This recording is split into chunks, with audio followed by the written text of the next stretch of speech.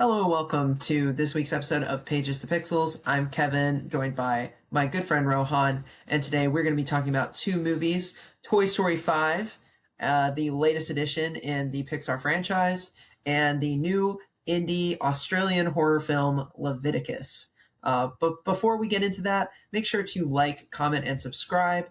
If you like our content, doing all of those things helps us be able to make more content for you in the future. And Yeah, I think I don't know. Before we get into the movies, have you been watching anything else that's been interesting? yeah, I actually watched a crime doc on Netflix that just dropped called Maternal Instinct. Oh, I heard of it. It was like the number one trending thing for a couple days.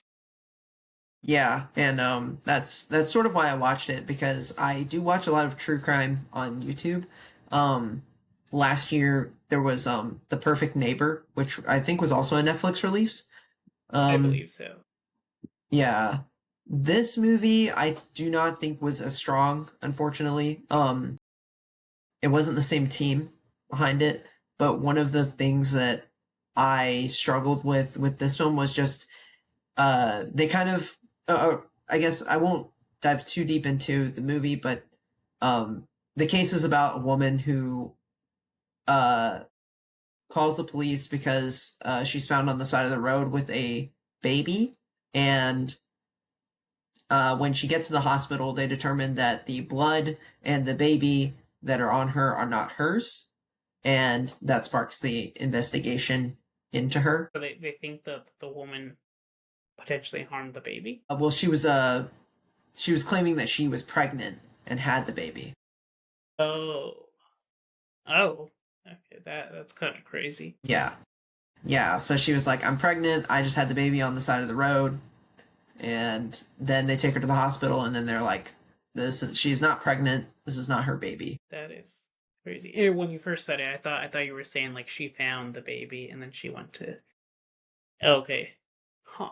No, yeah, and it's a wild documentary filled with a lot of anecdotes, and I think the thing that just didn't work for me was just that it's about most of the movie, which is only close to like 100 minutes. About 50 minutes of that is just anecdotal evidence, and before we finally get to the case that we had already seen the first, pretty much the main idea of the case at the beginning of the movie. Um, so yeah, it feels like it kind of. I don't know about you, but I don't know how much true crime you've seen, but I feel like a lot of it has moved to YouTube as of late, and I feel like a lot of those get to the point more, and movies like this kind of just like drag it out with a lot of different takes from other people, and so it kind of just feels like a lot of lost time. Got it. Yeah, I haven't seen too much true crime, but I know that like podcasts are very popular for like true crime and all that. Not that I've listened to very many, but there's like there's a whole show, Only Murders in the Building, that is literally about like people who make a podcast about a true crime. Yeah. Yeah. Obviously it's not true in that show, but that's kind of like how it's kind of like how big they've gotten where like Hollywood is getting meta about it now. Someone was saying on Twitter the other day that Only Murders in the Building is a uh, what's like the term for like a tax write off? Like what, I don't know what that profession that like exact term is, but they're saying like basically the show's not real. And it's not made to make a money laundering scheme. That's what they were saying it is.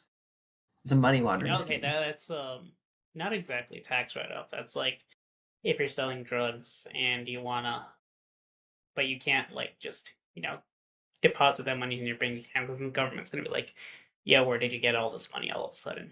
So you put it into something to show. Yeah. I saw for one Well, season that of that feels like show. less potential. I don't see how a show could be a money laundering scheme. Yeah.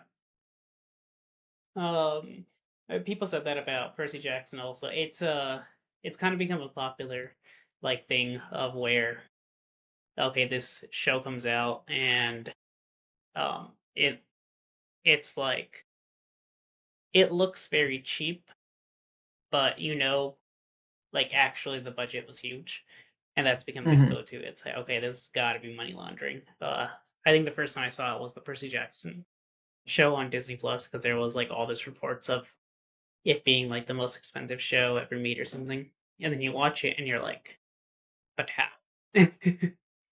uh, I actually saw one season of Only Murders in the Building. I enjoyed it. I didn't.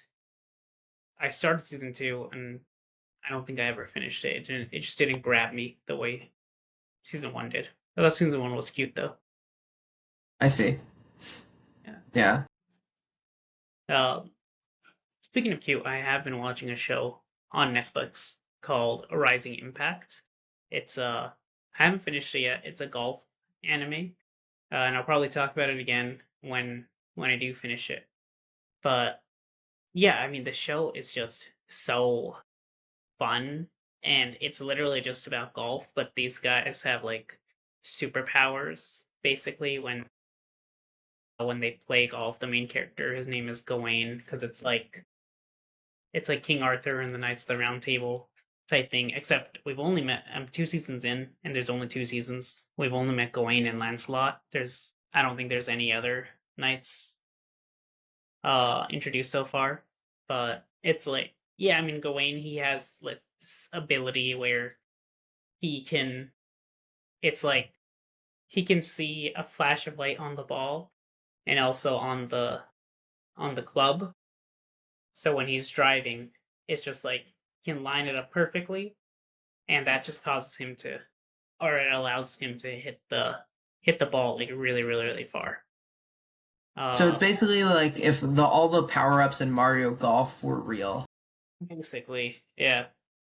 And then you have Lancelot, who his ability is, I think they call it Golden Road, where when he's putting, he can see like literally like a golden road, like everything turns black except for him. Uh, and then where the where you have to aim, I forgot what they actually call it. I mean, it's not just the hole. It's there's an actual term for it. I I think I get what you're going for though, right? Yeah, yeah, Like it's some sort of special ability that has them see yeah, like yeah, the path yeah. And like it to doesn't matter. successfully hit it. Yeah. Yeah, it doesn't matter like how the grass is, or if it's not even, or what the distance is. He'll always sink the putt, um, every single time. That's his ability, and I think they're introducing another character who his ability is like if he's within 120 yards, um, he can just like shoot it into the air and just land it as if it's yeah. It's completely unrealistic. Makes no sense, but it's a lot of fun and it's super cute. Well, as someone who loves the Sir Gawain story and like all this medieval stuff, like I actually am really interested in seeing this. You said this one's also on Netflix, Uh, or is it not? yes, it is. I was gonna say, I know you like the Gawain and the medieval stuff. Uh, I really don't know why that's the case in this. It feels more like all the Camelot stuff is kind of an Easter egg. I It see. has it does not follow any of the mythology. Like it doesn't even feel like it's a modern day adaptation of the King Arthur Mm-hmm. myths, but like set in golf. No, no, no. It's just kind of like you know They're just that's just references to yeah, the yeah. It's its material. own Okay. story. Well, You have Lancelot, you have Gawain. The school they go to is the Camelot Academy. Other than that, it's completely its own story. well, It's like an Easter when egg the almost. when the wife of Baths shows up, let me know because then I think that there should be third time's a charm. There should be some sort of theme with all of her like all of her husbands and stuff or Yeah. something.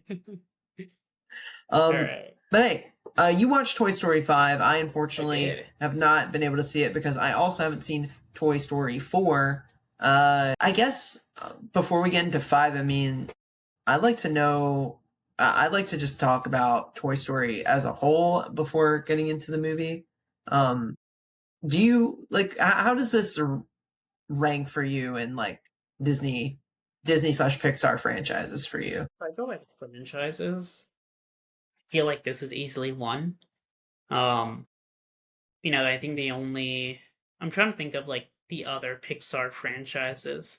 There's Cars, um, and I don't think any of those three movies come close to any of the five movies of Toy Story. Hmm. Incredibles is quite good. Um, I will say, I watched two. I enjoyed watching it. I don't remember much about it. Not that it was bad. It's just, in my opinion, it didn't really stand out uh, the way many others do. Yeah, I think the only one that really does stand out from a franchise is Inside Out and Inside Out 2. So I think they do contend with Toy Story, but it's like, Toy Story, there's five of them. All five are have been received very, very well. I think Toy Story 5 is last I checked, it was a couple days ago on Rotten Tomatoes, was the lowest rated Toy Story movie, and it's at 93%. Uh, yeah, which is still really higher. So yeah. Um, Now, if you're going to talk about where do I rank Toy Story 5 within the Toy Story uh, franchise, um, my hot take is I don't love Toy Story 3. I think it's good.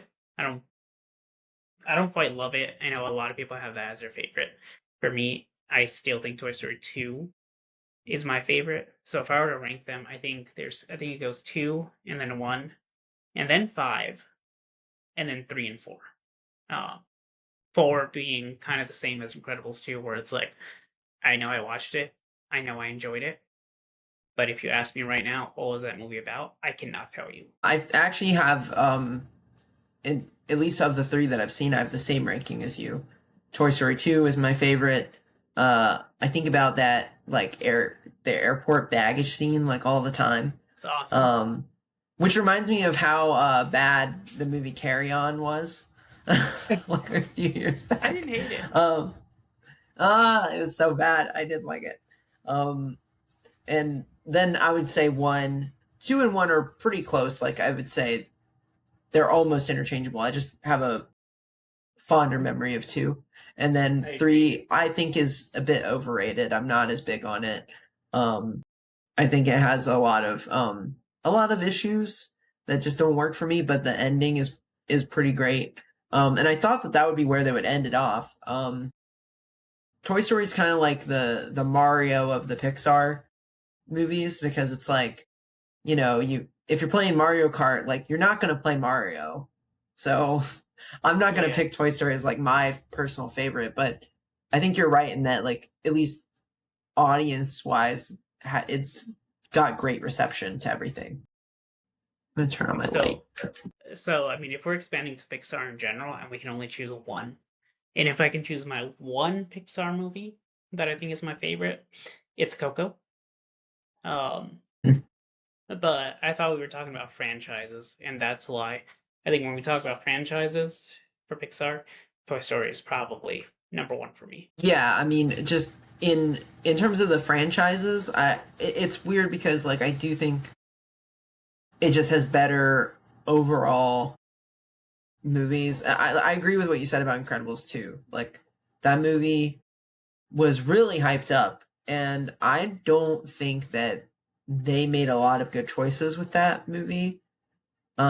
Because it it was like years of wait, and then they do a direct like a sequel that's like directly after the events of the first one, and I don't think Yeah, anyone wanted to see that at all. I think people wanted to see these characters far older in life and changed in a changed world, and it felt like they wanted to do like the best of both worlds. I like that Toy Story aged Andy up as the movies went on, and then the toys even grew out of him. So while I haven't seen four, I have seen some of the shorts like with Bonnie and like the new characters. And I do feel like that has at least like it still has the charm to me. Yeah, and I guess now we can kind of jump into this because Hmm. I my expectations were um I mean they weren't low because the Toy Story movies have been consistently good, but they weren't super high either because I did not love 3 and 4, even though I enjoyed them. So I was kind of like, okay, well, I hope this is, I hope I this was is just a, cracking my neck. I didn't think it yep. would do chaotic movement.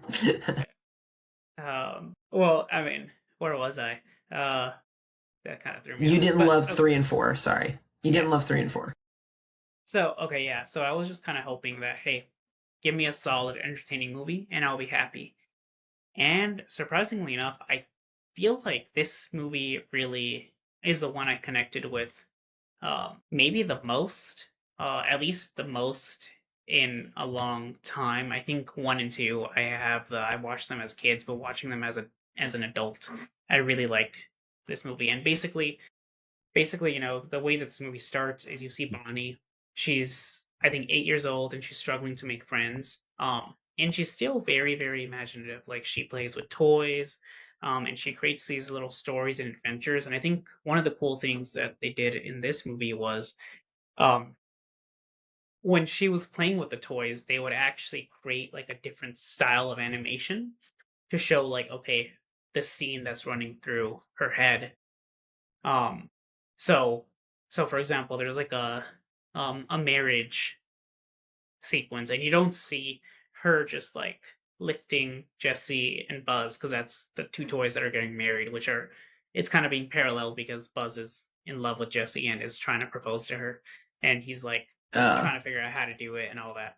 But you're when she's doing that, you don't see her like playing with them. You actually see in a completely different style of animation them basically acting out that scene, and then kind of when she stops playing, that becomes um that becomes like it goes back to the normal style. And the whole thing is, Bonnie, she is like this, but nobody else is, and because of that she can't make friends because what happens is everybody is staring at screens and they're online as opposed to playing with toys in the world, and as a result, she feels scared and isolated to ask anyone to be a friend. And that's when Lily Pad comes in because it's like, and I know we have those tablets in real life that look exactly like Lily Pad. I'm not sure I don't think they're called Lily Pad, but it's like the little tablets for kids, right? Um, when I was a kid, it was Leapfrog. Like you had the yeah, there we Leapfrog go. little toy that you could press buttons into. Like those things have been Yeah, around for a long time. yeah, there we go. Except now it's like it's a little bit now. I haven't seen a leapfrog tablet in real life, uh, so Hmm. I don't know how accurate it is. Like, can you actually go online and chat with friends and all that? Um, I'm assuming that you can, and you know, Lilypad is introduced and becomes basically the the antagonist. Um, and it is a little bit about technology versus um like old school toy sort of. Um, but I will say it doesn't just become like, oh, technology bad, well, but it does feel a little bit smarter. It's not about because it's not just technology versus toys. It's more of like authenticity versus convenience, right? Because Hmm. you know Lily wants uh Lily just like Jesse, and Jesse's the main character in this movie, by the way. Both of them have the same goal. They want Bonnie to make friends. It's just they both think it's different. Lily, she wants Bonnie to make friends by playing online games, and getting invited, and kind of doing the Instagram version of herself, which isn't real. But Jesse believes Bonnie just needs to like go outside, be herself, and actually connect with people. Um, and yeah, it's it's because that kind of works very well because it's not really about toys, it's about us.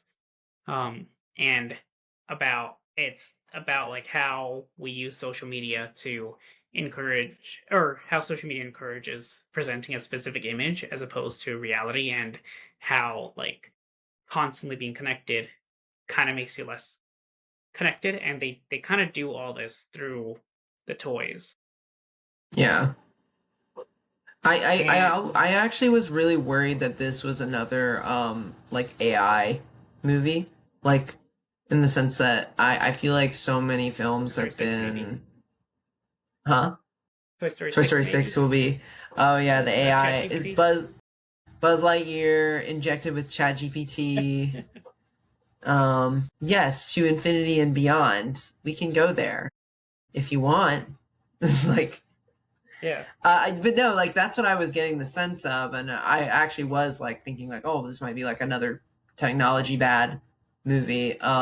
It's interesting to hear that it's more fresh than that.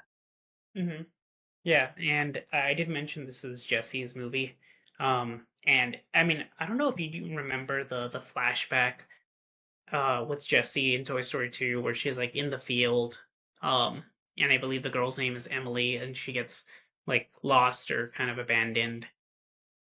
Um, so this movie kind of picks up on that and builds on that because she's still like, because you can see that she is terrified of being left behind again because she was already left behind by, I believe, Emily, and then left behind by Andy eventually.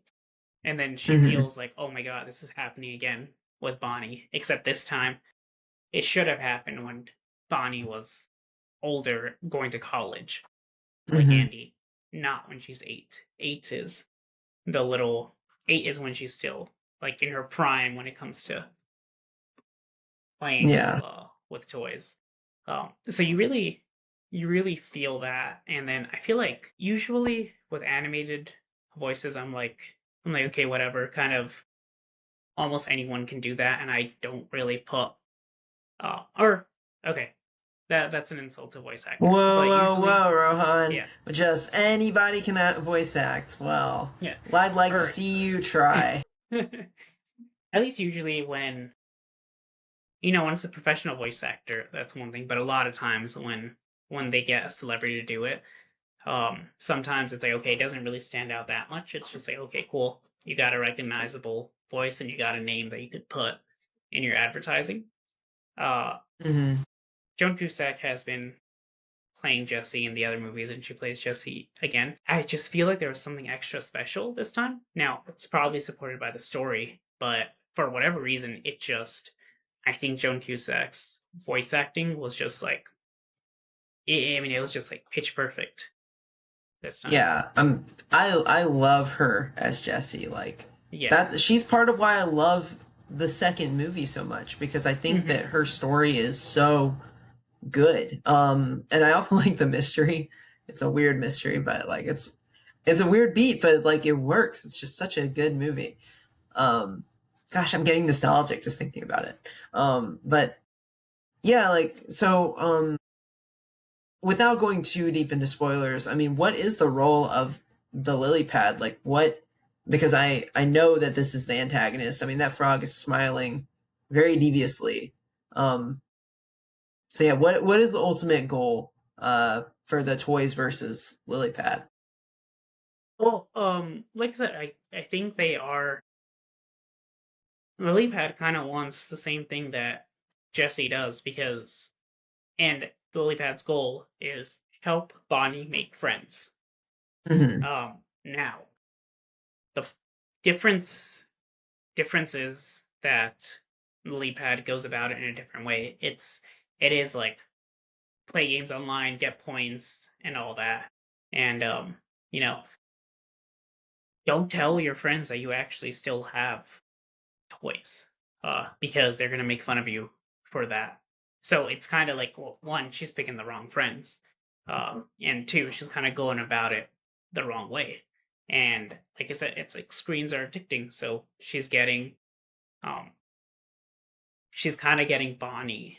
addicted to the screen, but Mm-hmm. then she believes that eventually that is going to lead to extra connection with friends. Now you find out those friends aren't necessarily right for her, and there is a different friend that pops up, and that's who Jesse is like. Oh, we need these two to actually become friends.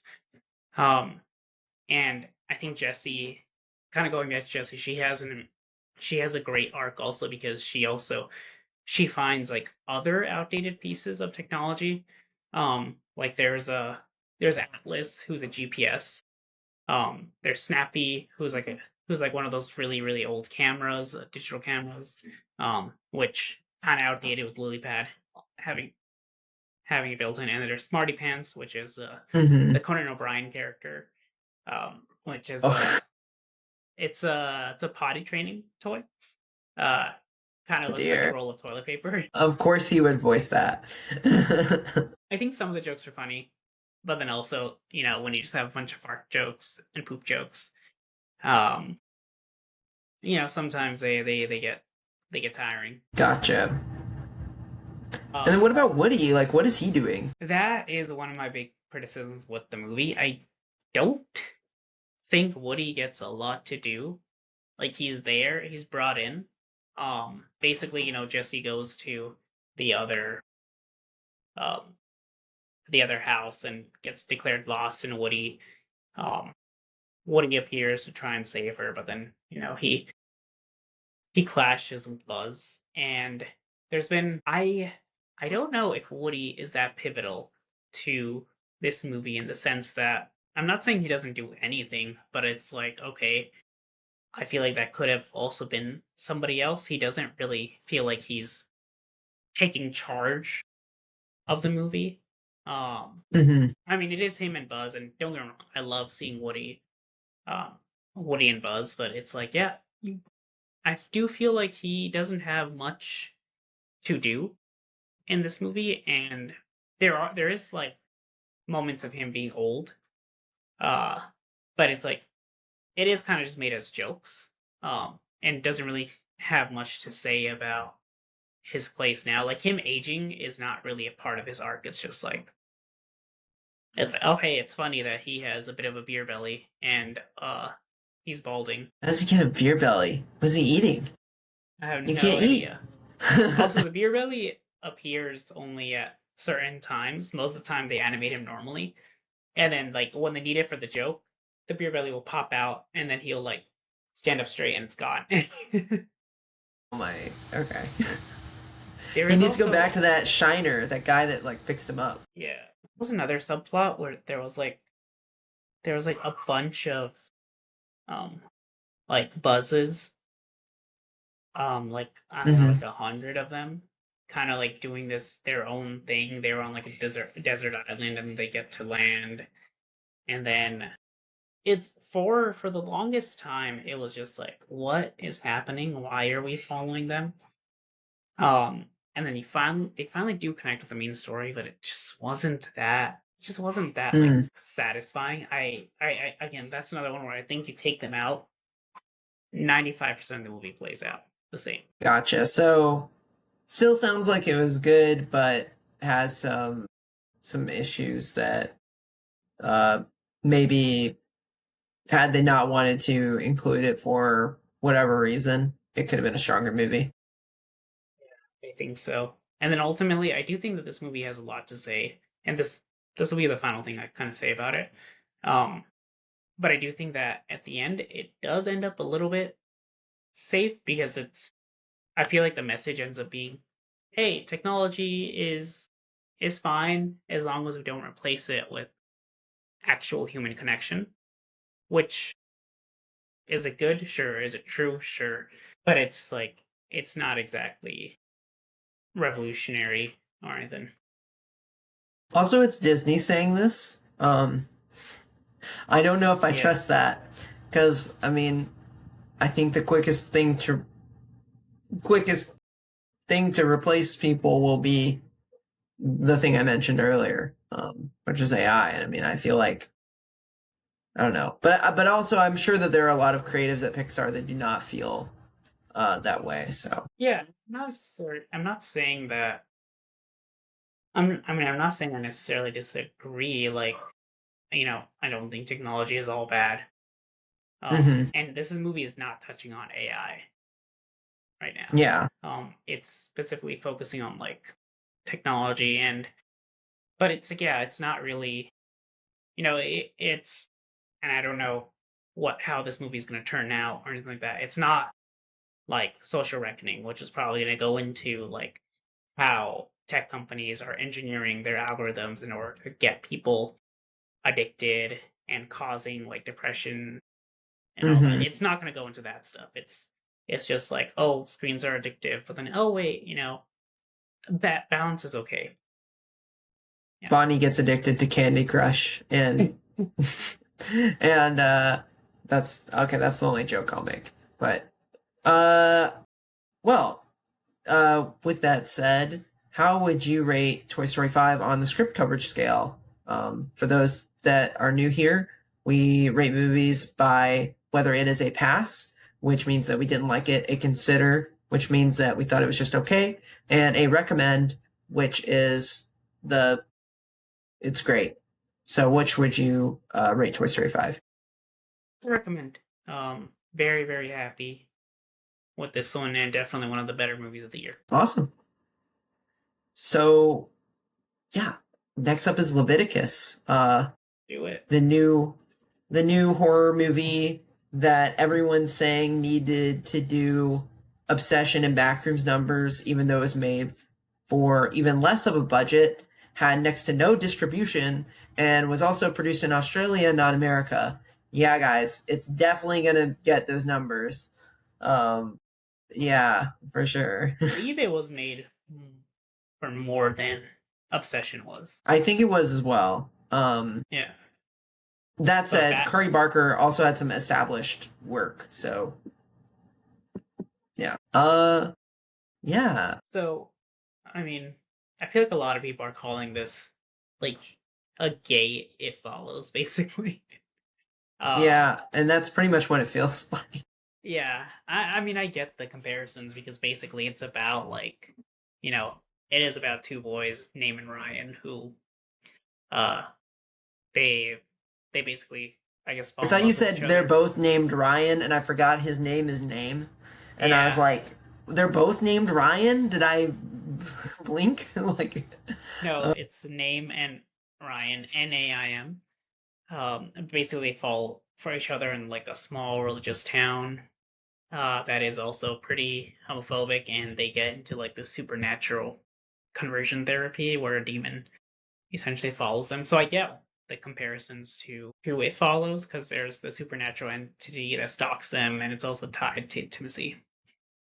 But I do yeah, and I think mean that the mechanics of it, like, are really similar. I know I might be jumping ahead a little bit, but I mean, the well, I knew from the advertising that this was going to be a movie where the creature looks into the entity becomes someone that you know. It follows. It follows is a little different, where it could be anybody. It could be someone that you know or not. With this one, you explicitly know it could be someone, and uh, unlike something like Slender Man, where it's just like it's gonna appear and then scare you out of nowhere. This is a kind of thing where if they explicitly say if you are alone with it, it will come out of nowhere, looking like the person that you love, and you won't really know if it's them or I not. actually really like that because I think that like that mechanic just made every moment super tense. Hmm. Because it was really tense. Then it was also you would also have to ask yourself like, is this real? Is this not? And until you would kind of, especially when it's like it's the demon, you don't know because there will be moments where it keeps telling you it's real, it's real, it's real, and then it's not. Um, Hmm. so and you can only know for sure if there are other people in the scene reacting to that person. That's the only time where it's like, okay, I can safely say that this is real. Yeah, and they pull a lot of cool techniques. Specifically, like in the middle of the movie, where there's a scene where Name and Ryan are talking outside of the church, and I mean, he delivers the line that I think a lot of people have been quoting, which is like, "If this thing's gonna follow me, I want it to look like you. I don't want it to look like Yeah. some other dickhead," which is a really good line. He walks in and out of the church, and the church is lit really well, where it's got this like dark shadow. He walks in and then walks back out. And I was terrified that he was just going to attack him right there. He didn't end up doing that, but it was, yeah, I was like, oh my gosh. And then they have another scene at the school where there's two of them. He goes into the bathroom. Ryan goes into the bathroom and Name's like, no, that's not him. I'm gonna go on. But then they pull a switcheroo, and Ryan is the one who is attacked. So I thought that all of those um, dynamics were really, really, really clever. Hmm. Yeah, it just creates like a atmosphere of dread almost, Hmm. as a as opposed to just like the standard fear. I felt like in that aspect, I kind of preferred it to It Follows. Um, I think It Follows had a bunch of creepy imagery and all that, but I think the fear aspect, that is it real, is it not? Um, I liked I liked it better in this. Yeah, I think I'm torn, and I would want to rewatch It Follows. It's been a hot minute, but I do really love It Follows for a lot of reasons. Oh, me too. Um, I especially like that It Follows has a creature that is very relentless. I mean, it is following you no matter where, even when your friends are there, it's going after you because none of them can see it. Um, so there's two different fears at play there, and there's I think they both films use it to their advantage. I think the one thing that It Follows has on Leviticus, for me personally, is the rest of the story. Um, and I think that's something that I I don't know about you, but for me, I felt like there were a lot of plot lines kind of brought up with different characters, such as Name's mom, and a sister character of I think she's like the preacher's daughter, Hmm. Izzy. These two Yeah, characters, they seem really important. They are in Name's circle, and but their plot lines feel either very underwhelming or abrupt. I agree with you on the abruptness of the plot lines. And I mean, I guess let's just go into spoilers. I think the easy Hmm. part you're talking about is where she feels like she's going to be an ally, but then she kind of betrays them and leads them Yeah, to a group of guys where I don't know if they were just going to beat them up or if they were going to actually try to kill them. Um, yeah. I don't even get what the goal of it was. Like, you've already gone through the therapy, right? They've already got the thing hunting them. Just don't help them. Like you. So then she leads them to get beaten up. It just leads to more problems. I guess it just shows that like I guess they were trying to make a point that like even the people that care, they feel like they can't help because they're also in an oppressive environment. Um, I but do think that why that's why would yeah? But like sorry. why help them to begin with? I guess is what my question is. I do think that she genuinely has a bit of a change of heart. Like I do think she wants to help them, and then she kind of realizes that. But again, because she's in that environment, it becomes easier to make them the enemy as opposed to as opposed to fighting the church because the church has too much power. And I just don't think that the movie necessarily plays it well. I think like one extra scene or moment to kind of show that Hmm. shift would have made it more impactful. Yeah, like it comes out of nowhere, and then it also doesn't even have a follow up. Like that's the last time we see both of those Yeah, characters, yeah, the that's the other thing. bullies and her. It's just like why? Like I don't think it needed to be there. And then the mom, Mia Wasikowska, her storyline makes no sense to me. I really want to be like, okay, I get what they were going for, but um okay, I guess it doesn't make zero sense, but it's very confusing because I think it's stated that Name has like a very bad like had a very bad home life, like his dad was abusive, right?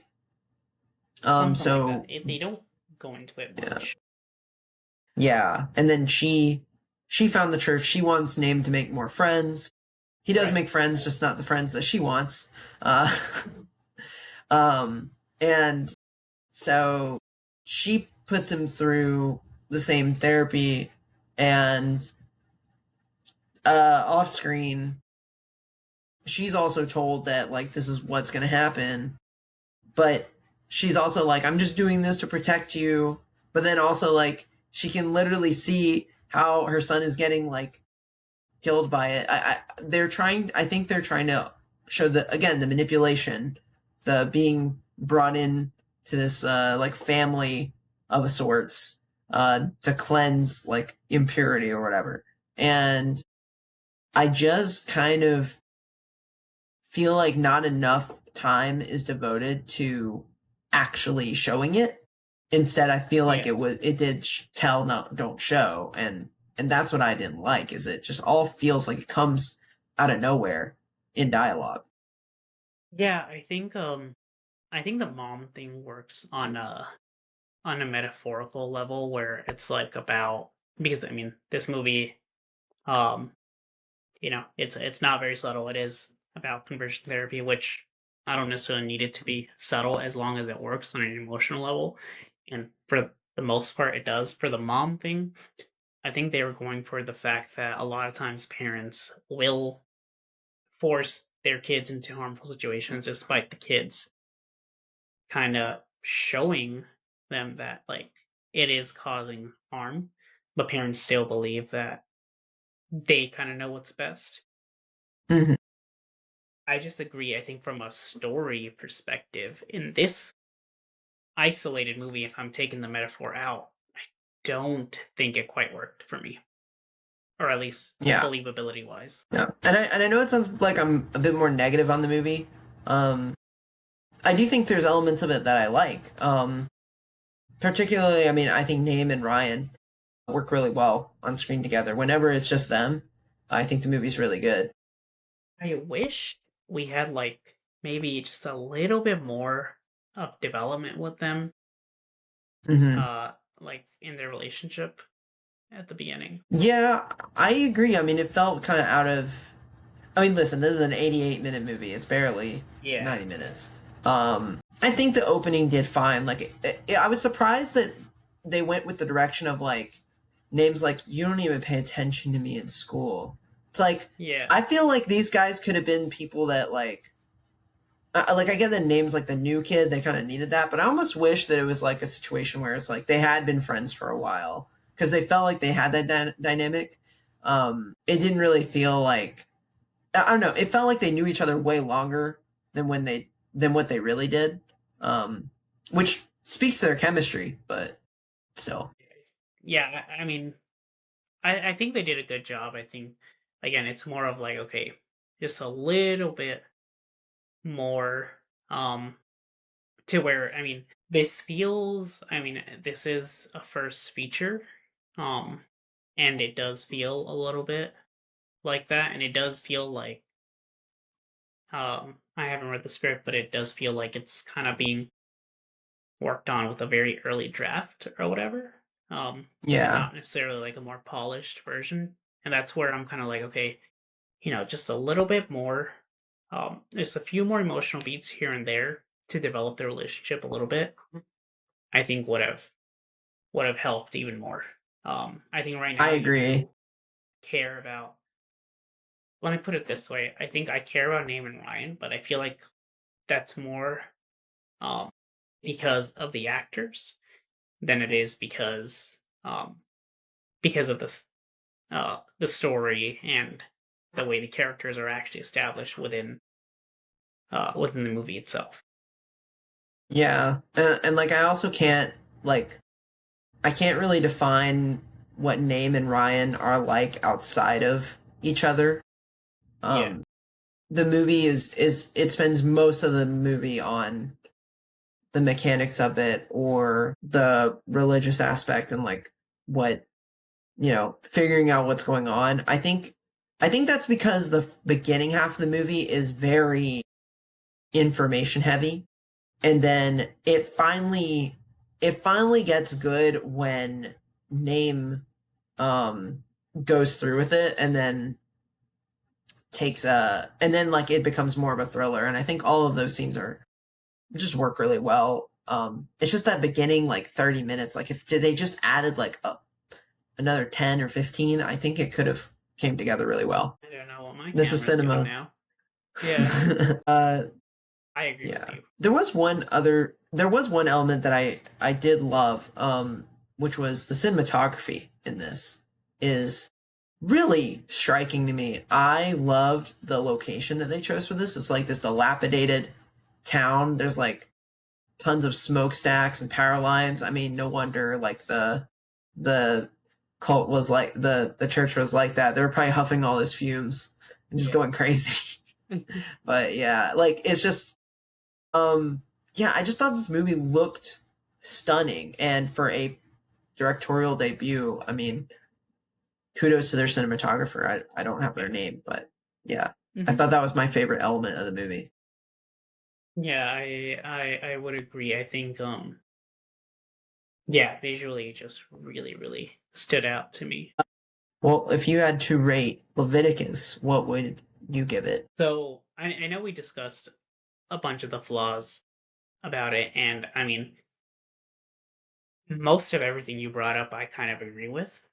Um, and when I first walked out of this movie, I was a little bit like, I don't know, because I did think of all the flaws, but it's also one of those movies where it just kind of stuck with me.